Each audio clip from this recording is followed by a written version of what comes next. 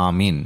دوستو، سانپ اور مور کو جنت سے کیوں نکالا گیا، آج کی اس ویڈیو میں اس حوالے سے بات کریں گے۔ حضرت آدم علیہ السلام اور اماں حوا علیہ السلام اپنی تخلیق اور پیدائش کے بعد جنت میں خوش و خرم زندگی بسر کر رہے تھے۔ شیطان جنت اور عالم بالا سے نکالا جا چکا تھا، اس لیے شیطان کے دل میں حضرت آدم علیہ السلام کی دشمنی جاگزیں ہوئی اور آتش انتقام دل میں بھڑک اٹھی۔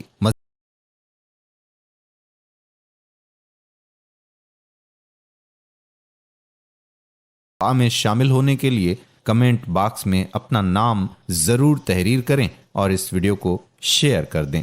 دوستو، شیطان کو جب یہ پتا چلا کہ حضرت آدم علیہ السلام کو جنت کے تمام میوے کھانے کی اجازت مل چکی ہے، لیکن شجر ممنوعہ یعنی گندم دانے کو کھانے سے منع فرما دیا گیا ہے، تو زمین سے عالم بالا کی طرف روانہ ہوا۔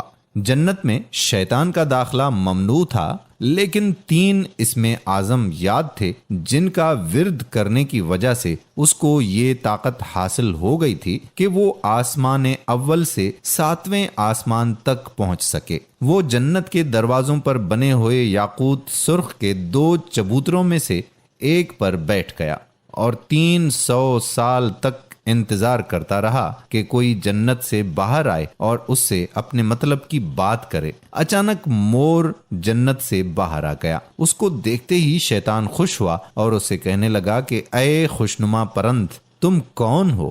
مور نے جواب دیا، میں مور ہوں۔ مور نے کہا کہ تم اپنا تعارف کراؤ۔ شیطان نے کہا کہ میں عالم کروبیاں کا ایک فرشتہ ہوں اور ایک لمحے کے لیے بھی اللہ کی یاد سے غافل نہیں ہوں۔ میں چاہتا ہوں کہ جنت کے اندر جاؤں اور وہاں کی نعمتوں کا اپنی آنکھوں سے مشاہدہ کروں۔ اگر تم مجھے جنت کے اندر لے چلو تو میں تمہیں 3 باتیں بتاؤں گا جس کے صلے میں تمہیں ابدی زندگی حاصل ہو جائے گی، تمہیں بڑھاپا اور بیماری بھی نہیں آئے گی اور تم ہمیشہ جنت میں رہو گے۔ لالچ میں آ کر مور نے کہا کہ مجھ میں تو اتنی طاقت نہیں ہے کہ میں تمہیں جنت میں لے جاؤں، لیکن ایک سانپ میرا دوست ہے، وہ شاید تمہاری کوئی مدد کر سکے۔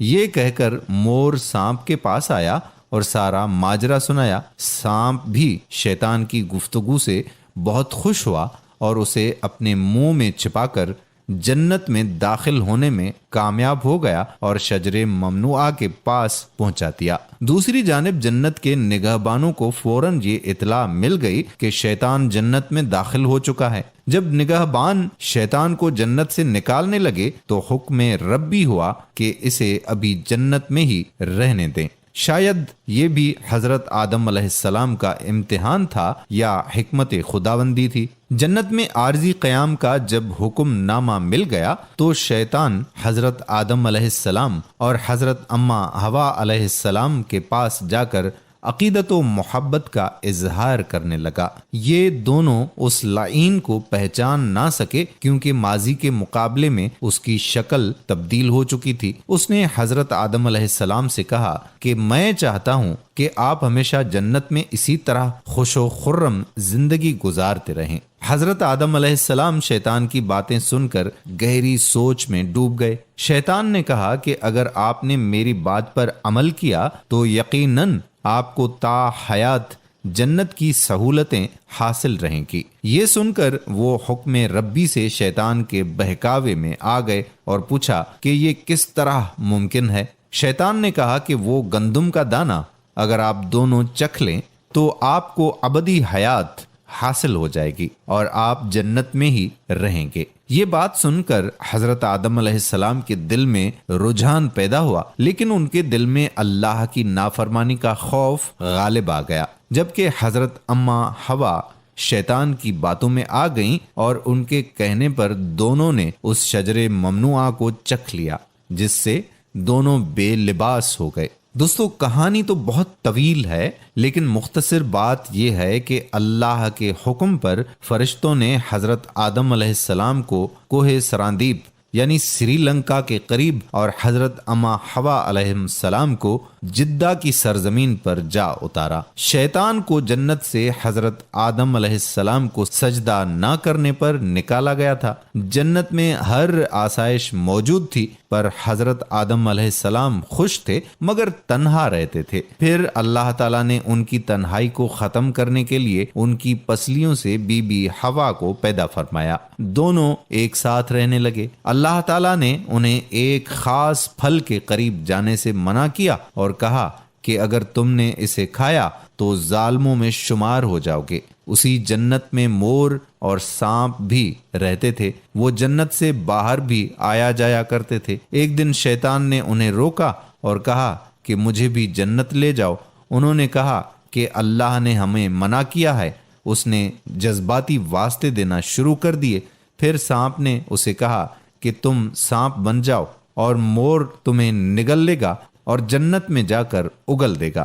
سانپ جب جنت میں تھا تو اس کے منہ سے بہت خوبصورت خوشبو آتی تھی اور اس کے پاؤں بھی ہوتے تھے، اور مور جیسے اب ہے اس سے بھی خوبصورت تھا۔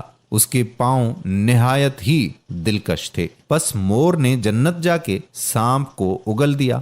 شیطان جنت میں حضرت آدم اور حضرت حوا سے ملا، انہیں اس پھل کے بارے میں بہکانے لگا۔ حضرت آدم نے انہیں کہا کہ ہمیں اللہ نے منع فرمایا ہے۔ ایک دن حضرت آدم علیہ السلام سو رہے تھے۔ شیطان حضرت حوا کے پاس گیا اور انہیں پھر سے اس پھل کے بارے میں بہکانے لگا۔ حضرت حوا بالآخر اس درخت کی طرف چلی گئی اور وہ پھل کھا لیا۔